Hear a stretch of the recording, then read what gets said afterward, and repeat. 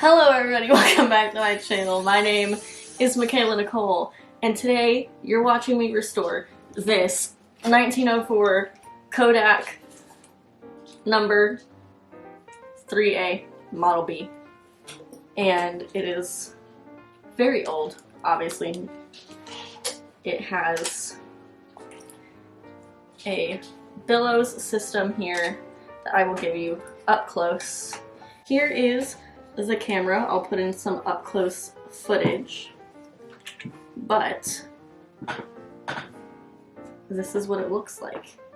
It is from 1904, sometime between February and June. I'll talk you through how we figured that out as a voiceover while we're cleaning, but this is it. So let me give you some up close shots and then we will get started with the restoration.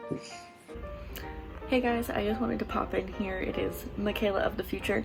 After we got this camera back opened, which I'll explain more about what happened there later in this video, once we got it opened, we realized it has its make and model on the inside, obviously, but we just couldn't open it at the time. So we were going off our based on our best assumption. But this camera is actually the Kodak 3A Model B-2, which is from 1906 to 1908, not 1904. But that's okay. I'm just glad that we know which one it is now that we got it opened. So disregard everything I just said about the camera. It is the number 3A Model B-2 from 1906 to 1908. Back to the video. Okay, so here we have the camera. Now, on the front, here you can see there is some tarnishing in this area. There is a significant amount of dirt in there. Down here, once again, just some massiness down there. The wood on the inside here is doing pretty good. Just a little dusty. Most of the inside is, actually. These billows, as you can see, are doing pretty good too. They just have some dirt and discoloration. We're not addressing the discoloration, as you probably know if you've seen other videos of mine, but we will get that dirt. And then there is some tarnish on the front of here too, as you can see, but nothing substantial that we can't necessarily fix. It'll focus. And then on the outside, we have just your regular situation. We have our little kickstand thingy, as usual, right there. That will clean up, and then the leather, doing pretty good. And there's pretty gross. And then around the edges here too, not doing bad. There is a good amount in here on either side, which will clean up as usual. We can't open it right now. We'll address that in another video. But on the outside perspective, things are doing pretty well. So let's just get going, shall we? We shall. So we're just gonna have a casual moment. We got some garlic bread, we got cameras to clean. So if you hear anybody talking in the background, that would be my sister and my father, who are both here with me. So don't mind that. But in case you're wondering what we're using, we've got 70% alcohol. The higher, probably the better, but this works just fine for me. This is for blowing, or for sucking snot out of babies' noses, but I use it to get air out. These are reusable microfiber cloths instead of cotton rounds just because I'm trying to go with a more sustainable route there. But on the not sustainable route, we got Q-tips. Sometimes you just gotta do what you gotta do. This is a makeup brush that I use for rubbing alcohol, so don't worry about that. It does not go on my face. It is solely for the cameras. And Armor All leather wipes for the exterior of this camera. So, first things first. So to start off, I just did a quick dusting throughout the entirety of this camera. There was a lot of dust stuck in this bottom portion that you see I'm cleaning out right now. And I elected to use this makeup brush instead of the air blowing because I didn't want to kick up a bunch of dust into the air, and I also just felt like this would be more effective. It was less likely to jam dust in places that the dust didn't need to be, and it would instead just kind of brush it away. And I just wanted to kind of get a sense of what was actually dusty and what was just colored the way it was colored. So I even went and dusted the billows, even though they definitely could have been dusted differently. So that's what you see me doing here. I'm just going to quickly finish that up.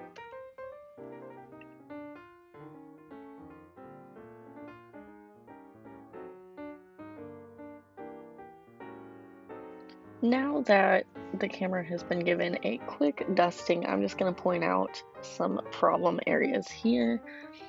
As you can see, I'm going straight into the cleaning, but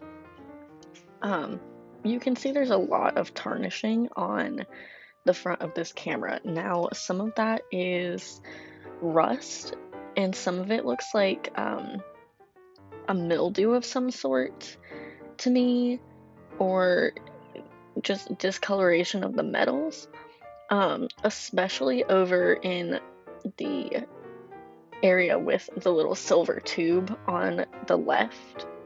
I haven't cleaned that part out yet with this little Q-tip, but what looks like dirt is in there, but when I went to clean it out, it was not dirt. It did not come out. So, all that to say, there are some things, some tarnishing on this camera, which makes sense. It's from 1906, that I just don't have the capacity to clean out right now. But hopefully soon, and by soon I mean later this year, we'll have a new video out where we do some testing to see what we can actually do to clean those areas out. So that'll be fun. But for now, I'm just gonna be quiet and let y'all enjoy the rest of this cleaning. But as you can see here, as I'm about to point out, this is the moment where I had just been cleaning that area, and I wanted to point out to you the areas where it kind of looks like what a penny looks like when it tarnishes.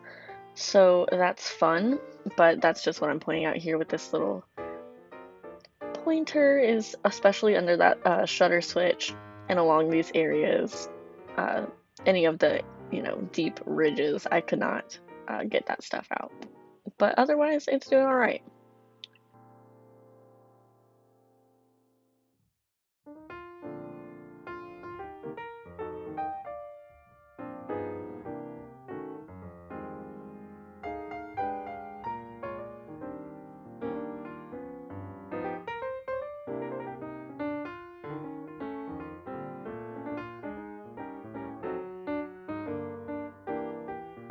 So there you just saw me trying to scratch some of that off to see if it was just really stuck on dirt or if it was a actual tarnish to the metal, and obviously it is an actual tarnish to the metal. So there are things we can do to try and remedy that we'll be trying later on, as I said earlier, but I just wanted to comment really quickly that as you can see, as I'm going around all these edges, some of that rust is turning bright red. You can see it very clearly. And that is just something to note. The other thing I wanted to mention is you can see the enamel around the lens, especially down in that bottom rounded part. It just cut off, but you could see it before. We're not repairing that. I don't do those types of restorations, but just to note, that's not dirt, that's just enamel being worn off from over 100 years of use, so. Why did my Pokemon just turn into a Ditto? Did it get eaten? No, they just do that sometimes. I know, it's just so weird. Like, why do they do that? It makes me mad, because I didn't want the Ditto. Exactly, I wanted the other Pokemon. I want this stupid Ditto that you just gave me. That was the useless thing ever. It's so stupid. Anyway, don't mind that little interlude. That my sister and I and my dad were all playing Pokemon Go the entire time that I was doing this. And by we, I mean I was cleaning cameras and they were playing Pokemon Go. It's a whole thing. But anyways, I just wanted to pop in and say that these microfiber cloths are from Amazon, for one thing. And if you are looking to get into camera restoration, I would highly, highly recommend getting some, because they are a little bit abrasive in a way, but not in a like destructive abrasive way. I don't know if you guys are aware of this, but for certain jewelry types like fine silvers and things, they tell you can just use a microfiber cloth to polish them because it's not abrasive really, but it just does a good job. And I noticed that the combination of the rubbing alcohol and the microfiber cloth really, really helped to shine up some of these areas, which is what I was just doing on that viewfinder cap. But yeah, overall, I would suggest, like, highly suggest getting some of those. I think they're really good. I think they did a great job, especially on this part of the camera, cleaning it up and getting in all of those little nooks and crannies, and that little logo looks so nice. And for reference, if you're looking to identify your camera, that little banner that I just cleaned, it tells you the shutter mechanism, the brand of it. So mine is the FPK automatic, but that can help you determine your year. I'll go over that more at the end, but just keep that in mind.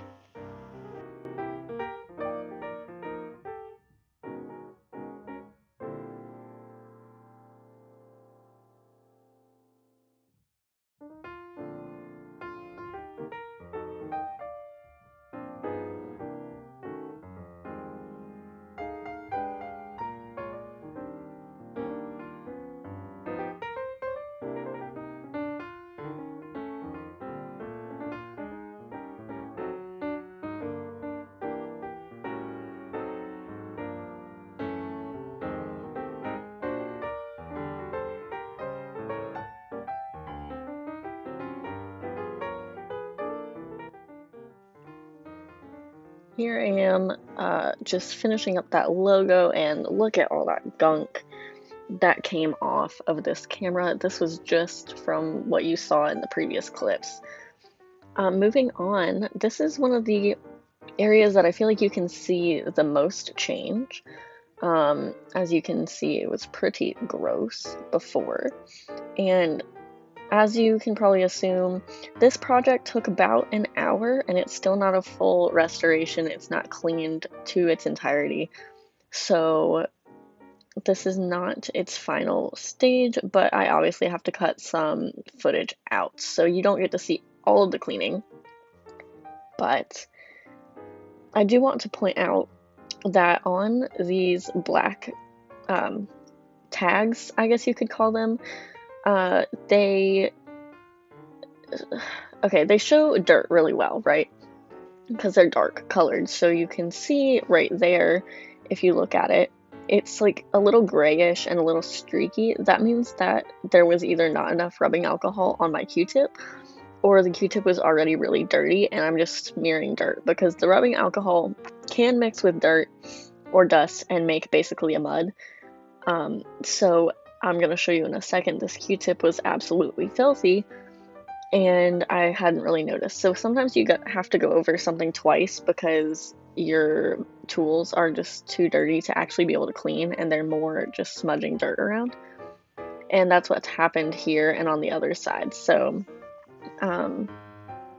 just keep an eye out for that when you're cleaning your cameras. It's a lot harder to see on silver or other colors, but you can really see it right there. It is just not fully cleaned out to its full extent. But I'm just going back in and dusting the cameras out and finishing up those inner pieces because they are still dusty. I then moved on to the leather billows. Now this is scary because if you can see, especially when I do the other side, some of the dirt or whatever is on the edges of this started to smear and it looked really bad. And as you can see there, some of the coloring started to come off. Now that tends to happen with these old colored leatherettes or leathers. I've just noticed that a lot of the times a little bit of colorant comes off, so you have to be really careful to not destroy the coloring. So you can't really tell it, but I'm really going very gentle and trying to follow the seams. As you can see, like not just bouncing over in the middle, because as you can see there, when I started doing those circular motions, it started to kind of smear some of the coloring. And it is wet with this wet wipe, which is why it looks so dark. Don't worry, it's okay. But you can definitely see on this side, I kind of like scratched or smeared some of the coloring. I don't really know what happened there. And it might have just been that the dark color started coming out when it got wet from me cleaning it. But right there, you can see those lines. Oh, they scared the crap out of me. So then I just tried to really quickly get rid of them. But just be really delicate when you're messing with these leathers, especially these billows, because they are hollow on the inside, so you can't really push very hard or else you're going to dent them and they're not going to work right. So just be careful. But as you can see, that red color really is just brilliant and coming out. And it stayed that way after it was cleaned up with these wipes. They're conditioning wipes, so it's supposed to help the leather be softer and more pliable, which is good for it because it's over 100 years old. But yeah, so there it is, cleaned up and more shiny, bright red. Look at it go.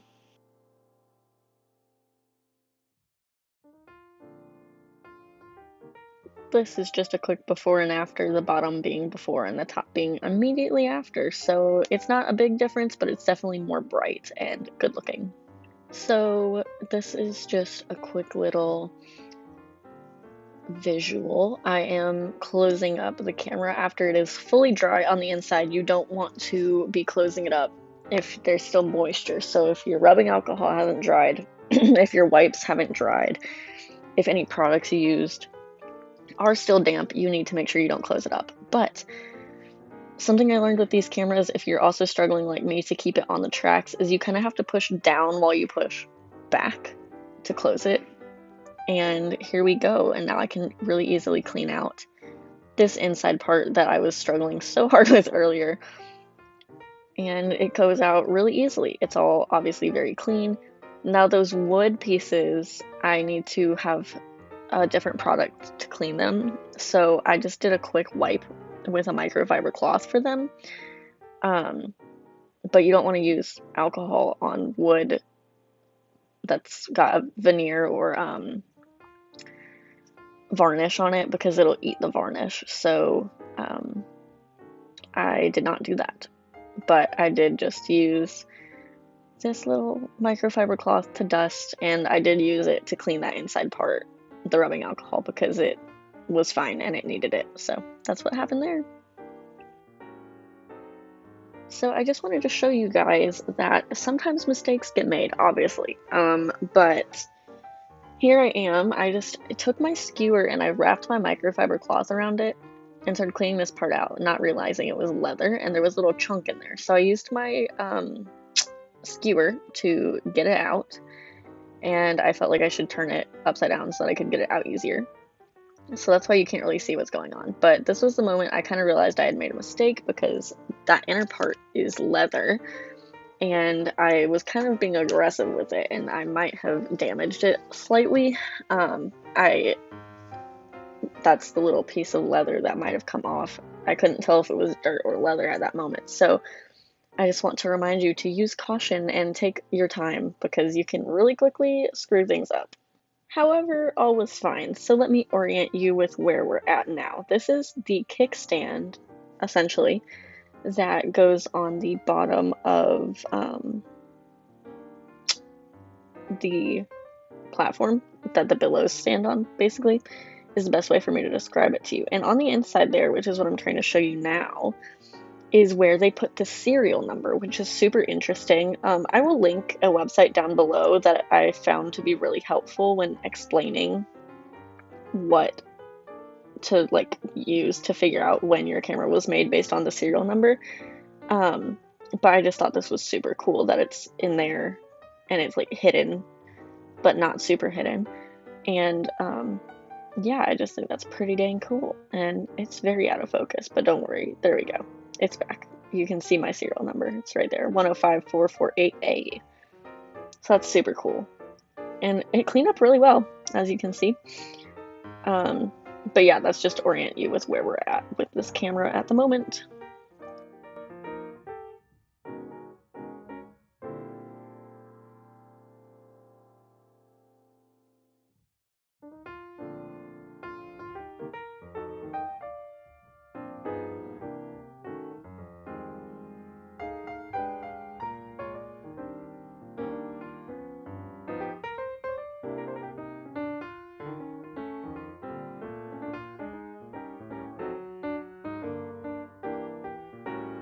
So here I am just cleaning the leathers. You've seen me do this multiple times in other Kodak and Polaroid videos.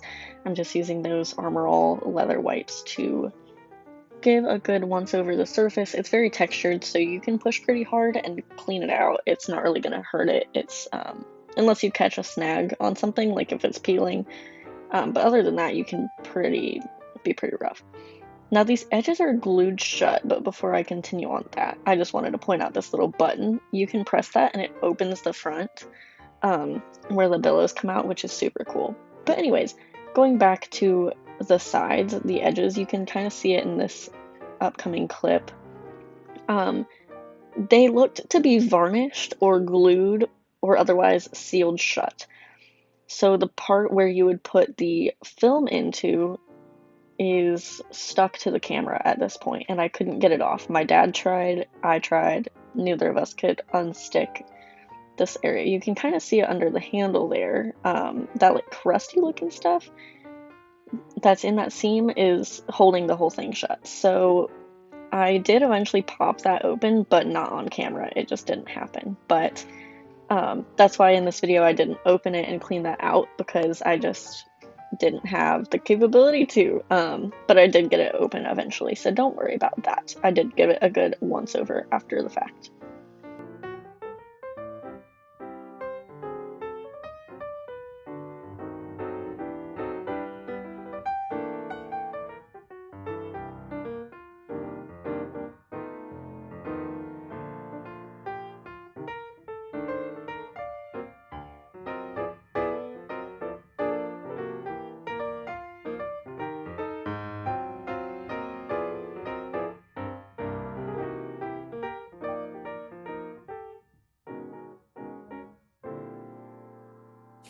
Okay, everybody, so here we have the finished Kodak.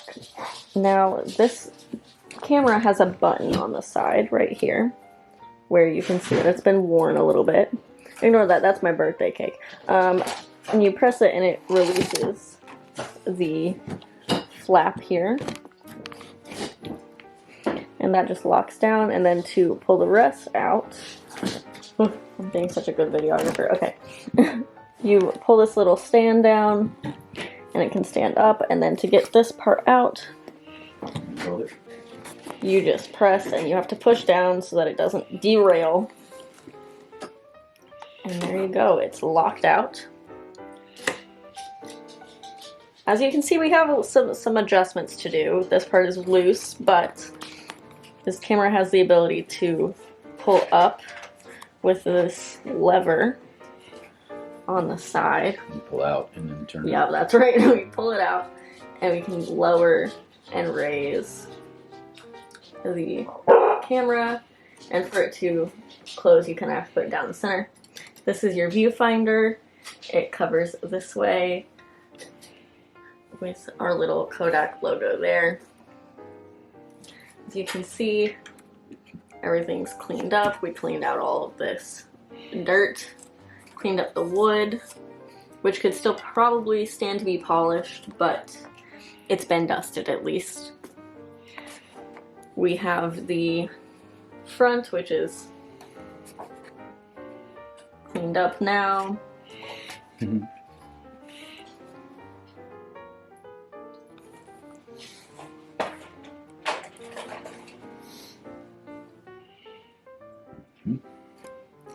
And you can see along the edges, we just cleaned up the leather, cleaned out all these holes.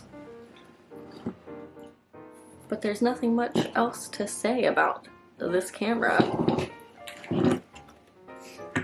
So I just wanted to finish this video out with some little up-close shots of this camera. Thank you guys so much for watching this video. If you haven't already and you'd like to, hit the subscribe button down below.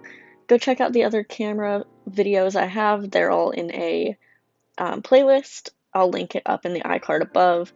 And yeah, thank you for watching. I hope you enjoyed, and don't worry, you will see much more of this camera very soon.